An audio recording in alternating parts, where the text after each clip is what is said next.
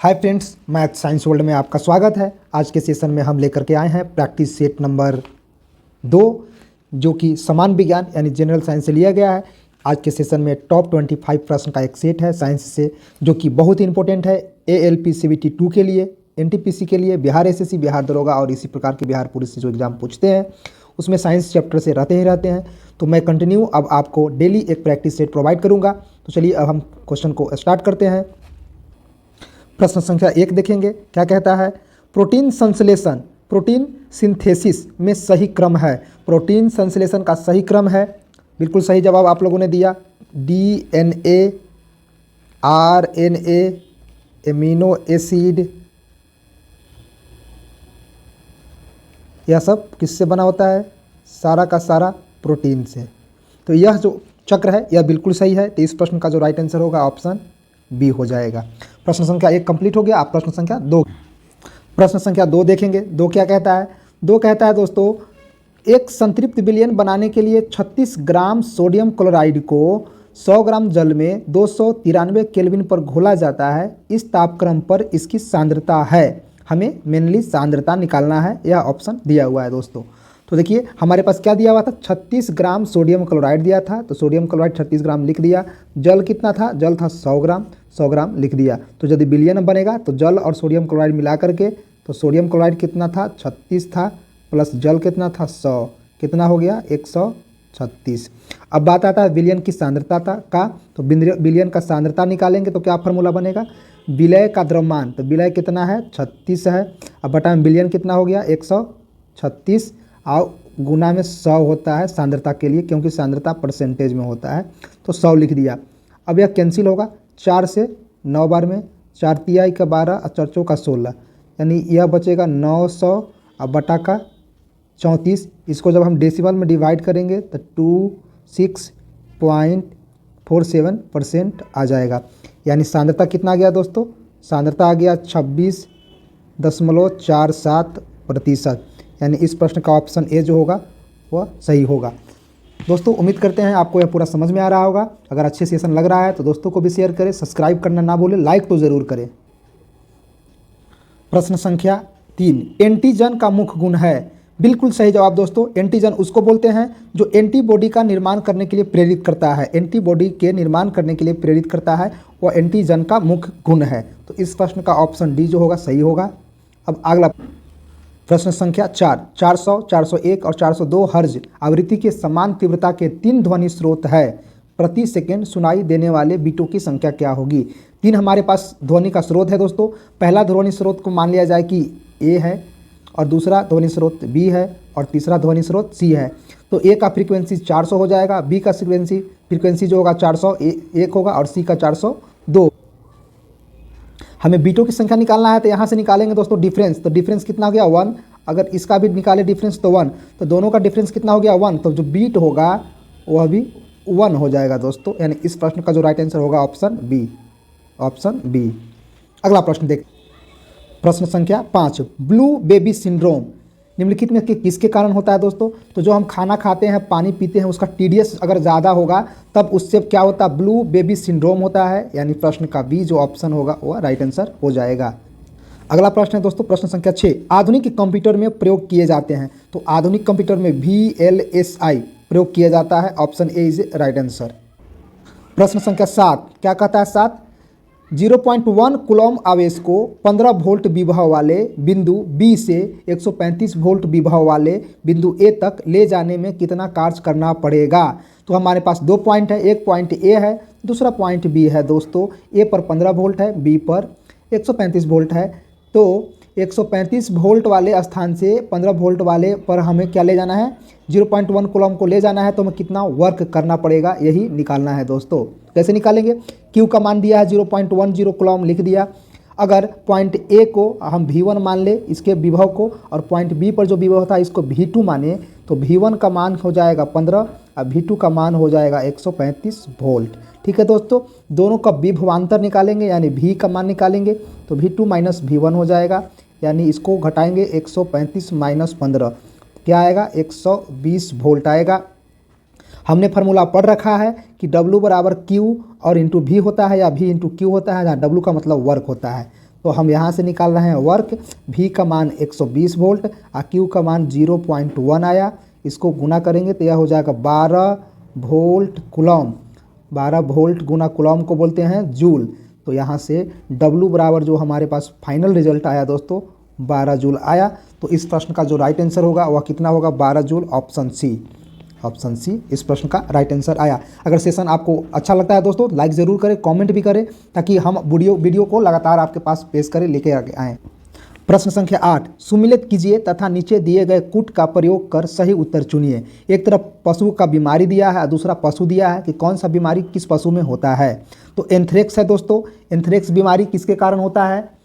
तो यह होता है दोस्तों सभी पशुओं में यह एंथ्रेक्स होता है, यानी पहला का जो होगा दूसरा होगा। दूसरा है डरमेटिस।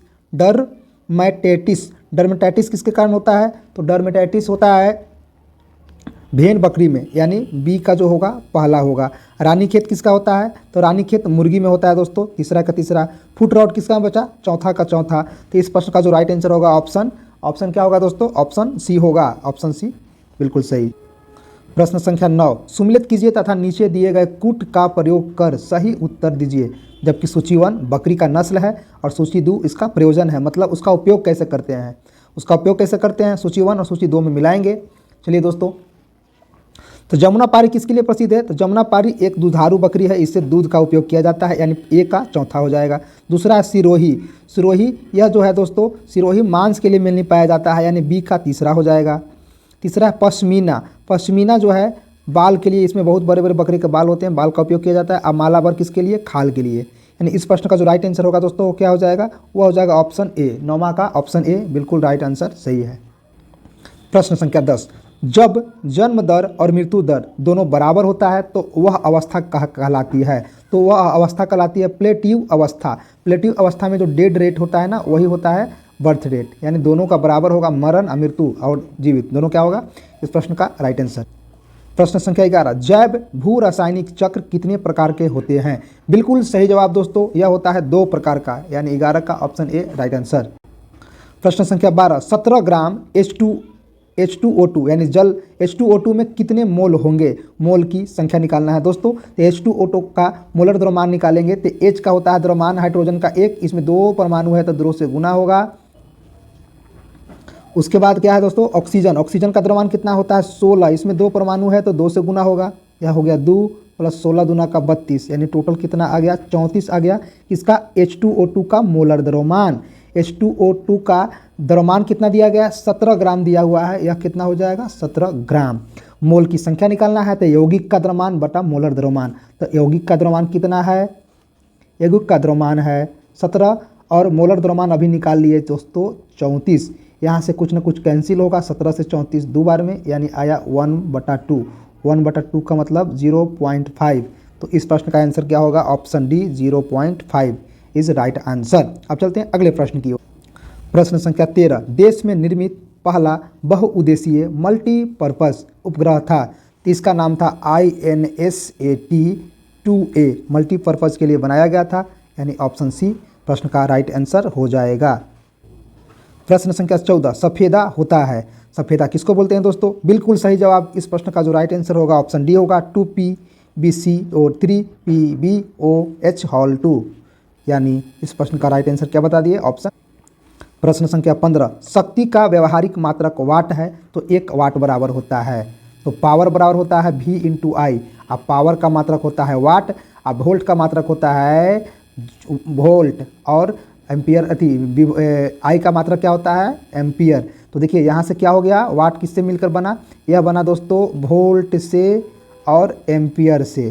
तो वोल्ट गुना एम्पियर जो होता है, इस प्रश्न का जो राइट आंसर है वह बिल्कुल बी सही आंसर है। प्रश्न संख्या 16, निम्नलिखित में कौन सा सूत्र सुपर फॉस्फेट उर्वरक का है? बिल्कुल सही जवाब दिया दोस्तों आप लोगों ने। कैल्शियम हाइड्रोफॉस्फोरस जो है ऑप्शन बी सुपर फॉस्फेट उर्वरक है। अगला प्रश्न देख। प्रश्न संख्या 17, ऊष्मा किस प्रक्रिया द्वारा तीव्र गति से स्थानांतरित होती है?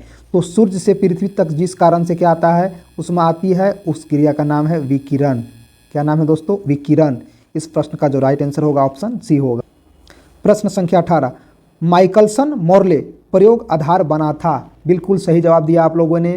किसने दिया था? ईथर परिकल्पना के पतन के आधार पर माइकलसन मोर्ले ने अपना आधार बनाया था, यानी सी जो होगा इस प्रश्न का राइट आंसर हो जाएगा। प्रश्न संख्या 19, विद्युत क्षेत्र विक्षेपित कर सकता है? 4 ऑप्शन है दोस्तों, एक्स किरण, अल्फा किरण, न्यूट्रॉन और गामा किरण। तो विद्युत क्षेत्र विक्षेपित करने का इनमें से चारों में से कौन है दोस्तों? बिल्कुल सही जवाब दिया, अल्फा रेज। अल्फा रेज यानी अल्फा कण जो है विद्युत क्षेत्र विक्षेपित कर सकता है। Option B is a right answer. प्रश्न संख्या 20, मानव शरीर में मौजूद निम्नलिखित कोशिकाओं में से किसमें माइटोकॉन्ड्रिया नहीं पाया जाता है? तो आरबीसी जो होता है दोस्तों, यहाँ ऑप्शन के अनुसार आरबीसी में माइटोकॉन्ड्रिया नहीं पाया जाता है।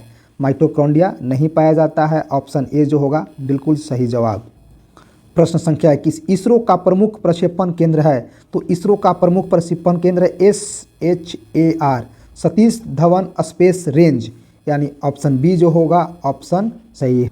प्रश्न संख्या 22, निम्न में से किस तत्व का संकेत सही नहीं दिया गया है? हमारे पास तत्व है दोस्तों, संकेत है। टीन को Sn से सूचित करते हैं, रेडियम को Re से, सही है। St को Sb से, टंगस्टन को W से। तो गलत कौन सा है दोस्तों? यह गलत है, टीन को Ti नहीं होता है। गलत वाला राइट आंसर होगा, यानी ऑप्शन ए जो है सही है। प्रश्न संख्या 23 देखेंगे क्या कहता है दोस्तों। 23, एक तत्व का परमाणु क्रमांक 34 है, उसकी संयोजकता है? तो चलिए दोस्तों देखिए, हम लोगों ने पहले पढ़ा था दोस्तों, यह पीरियोडिक टेबल है। पीरियोडिक टेबल का सबसे जो आखिरी वर्ग होता है 18वां वर्ग, इसको बोलते हैं 18वां या शून्य वर्ग। इसमें पहला सदस्य हीलियम, हीलियम की परमाणु संख्या होती है 2। दूसरा है नियोन, नियोन का परमाणु संख्या 10, आर्गन का 18, ये लोग सब लोग आप लोग जानते होंगे। क्रिप्टन का 36, जेनॉन का 54 और रेडॉन का 86 होता है दोस्तों। यह सभी अक्रिय तत्व है। इस आवर्त में यानी हीलियम वाले जो भी आवर्त हैं वो चाहता है कि हम हीलियम बन जाए। नियोन वाले आवर्त में जितने भी एलिमेंट है यानी लिथियम से लेकर के फास्फोरस तक, वो चाहते हैं कि हम नियोन बन जाए। आर्गन वाले में जो भी हैं यह चाहते हैं क्या बनने के लिए? आर्गन बनने के लिए। यह चाहते हैं 18वां सदस्य 18 परमाणु संख्या यानी आर्गन बनने के लिए। इसी तरीक़ा से सब अक्रिय तत्व बनना चाहते हैं। तो हमारे पास जो परमाणु संख्या दिया हुआ है वह 34 दिया हुआ है। तो एक 34 के बाद अक्रिय तत्व आता है क्रिप्टन, यानी इसका परमाणु संख्या 36 होगा। तो 34 से बनना चाहेगा 36।